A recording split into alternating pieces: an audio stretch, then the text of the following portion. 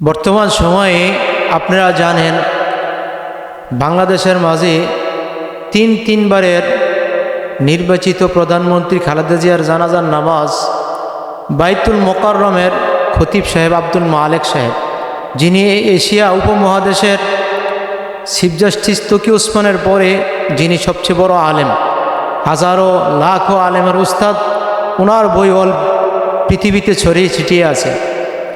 উনি জানাজার নামাজ পড়েছেন, সূরা ফাতিহা পড়েন নাই। মুজাফফর বিন মোহসেন উনি বলেছেন যে ওনার নামাজ নাকি হয় নাই।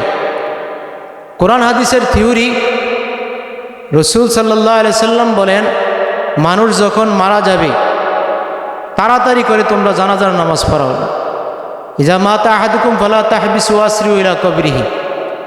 এই হিসাবে অনেক উলামায়ে কেরামের মত যে জানাজার নামাজের মাধ্যমে সূরা ফাতিহা পড়া যাবে না, সূরা ফাতিহা পড়লে লম্বা হয়ে যাবে।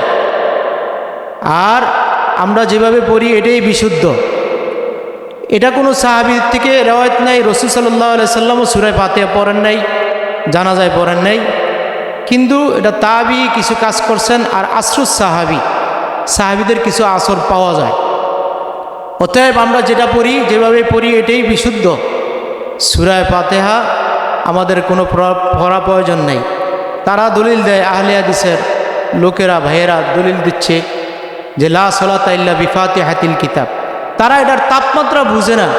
লা সালাতা ইল্লা বিফাতিহাতিল কিতাব এটা হচ্ছে ফরজে আইন নামাজের ক্ষেত্রে, এটা ফরজে কেফায়ার ক্ষেত্রে নয়।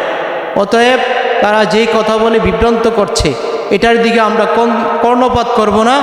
আমরা যেভাবে জানাজার নামাজ পড়ি এটাই বিশুদ্ধ জানাজা, এবং আমরা এভাবেই পড়ব। আব্দুল মালেক সাহেব যে জানাজা যেভাবে পড়েছেন এটাই বিশুদ্ধ, আর এইভাবেই আমরাও পড়ব ইনশাআল্লাহ।